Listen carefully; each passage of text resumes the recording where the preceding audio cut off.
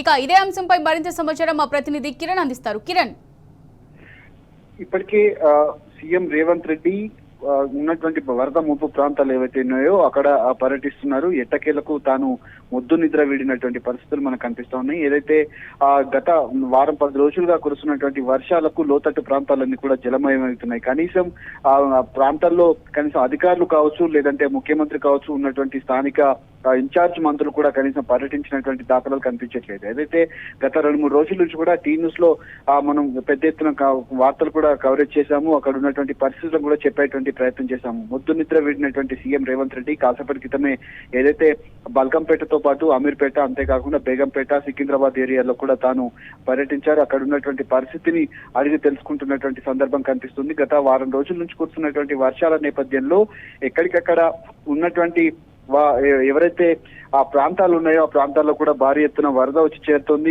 ప్రాంతాల్లో ఉన్నటువంటి వాళ్ళంతా కూడా నైట్ అంతా జాగారం చేసినటువంటి పరిస్థితి కనబడుతుంది. అయితే గత 2-3 రోజుల నుంచి సీఎం రేవంత్ రెడ్డి కావచ్చు, అధికారులు కావచ్చు, విందు వినోదాల్లో పాల్గొంటున్నటువంటి సందర్భాలు మనకు కనిపిస్తున్నాయి. ఈ నేపథ్యంలోనే ఉన్నటువంటి పూర్తి స్థాయిలో సోషల్ మీడియాలో కూడా ట్రోల్ చేస్తా ఉన్నారు. పూర్తిగా అక్కడ ఉన్నటువంటి పరిస్థితులను కూడా చెప్పేటువంటి ప్రయత్నం చేశారు. అయితే సీఎం రేవంత్ రెడ్డి కాసేపటి క్రితమే గంగూబాయ్ కాలనీ ఏదైతే ఉందో యూసఫ్ కూడా దగ్గరలో ఉన్నటువంటి ప్రాంతాల్లో తాను కూడా పర్యటిస్తా ఉన్నారు.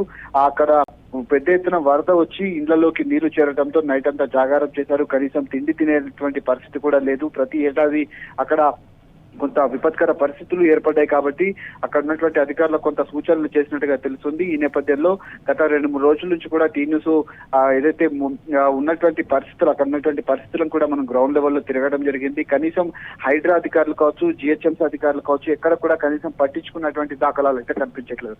హైడ్రా పేరుతో హైడ్రామా నడిపించి పూర్తిగా హైరాణ పడినటువంటి పరిస్థితి కనిపించింది. ఎక్కడికక్కడ ఇండ్లు కూల్చడమే లక్ష్యంగా పెట్టుకుంది. కానీ ఈ ఉన్నటువంటి హైదరాబాద్ ను కనీసం పట్టించుకున్నటువంటి దాఖలాలు అయితే లేవు. చెరువుల పునరుద్ధరీకరణ అంటూ పేదల ఇండ్లు కూల్చినటువంటి రేవంత్ రెడ్డి ప్రభుత్వం ప్రస్తుతం వచ్చినటువంటి సిచ్యువేషన్ లో ఈ వరదల కారణంగా కొంతమంది ఇబ్బందులు పడ్డారు. కనీసం ఆ యాక్షన్ ప్లాన్లు కూడా తీసుకున్నటువంటి పరిస్థితి. గతంలో జిహెచ్ఎంసీ అధికారులను జెట్ స్పీడ్ లో నడిపించినటువంటి మున్సిపల్ శాఖ మంత్రి కేటీఆర్ అక్కడ ఉన్నటువంటి పరిసర ప్రాంతాల్లో కూడా వరద ముప్పు ప్రాంతాల్లో కూడా తానే స్వయంగా తిరిగారు. కానీ 10 రోజులు గడుస్తున్నప్పటికీ ఈ రోజు ఆదివారం సెలవు కావడంతో అక్కడ ఉన్నటువంటి పరిస్థితులను పర్యవేక్షించేందుకు పిఆర్ స్టాండ్లు చేసుకునేందుకు తాను వెళ్తున్నటువంటి పరిస్థితి మనకు కాసేపటి క్రితం కనిపించింది. ఇప్పటికైనా అధికారులతో చెల్లం వచ్చి అక్కడ ఉన్నటువంటి పరిస్థితులు కావచ్చు, అక్కడ ఉన్నటువంటి మరమ్మతు పనులు ఏవైతే ఉన్నాయో ఆ వరద ముంపు ప్రాంతాలను శాశ్వత పరిష్కారం ఏమైనా లభిస్తుందా లేదా అనేది మాత్రం ప్రస్తుతం మనం వేచి చూడాలి. అక్కడ ఉన్నటువంటి వాళ్ళు కూడా కొంత ఆయనను ప్రశ్నించినట్టుగా తెలుస్తుంది. ప్రతి ఏడాది మాకు గత సంవత్సరం నుంచి ఇంకా ఎక్కువ మొత్తంలో నీళ్లు వస్తా ఉన్నాయి, కనీసం మమ్మల్ని పట్టించుకున్నటువంటి నాదులు లేడు అంటూ కూడా తనను ప్రశ్నించారు. అయితే ఇప్పుడు తాను వెళ్ళినటువంటి సందర్భంలో కూడా హైడ్రా అధికారులు కావచ్చు, కనీసం జిహెచ్ఎంసీ అధికారులకు కూడా కొన్ని సూచనలు కూడా చేసినట్టుగా మనకు అర్థమవుతుంది. ఇది ఇప్పటికైనా ఈ పనులు ఇంకా సమసిపోతాయా లేదా మరింత జడ్లమవుతాయా అనేది మాత్రం ప్రస్తుతం మనం వేచి చూడాలి. Right, thanks for the updates Kiran.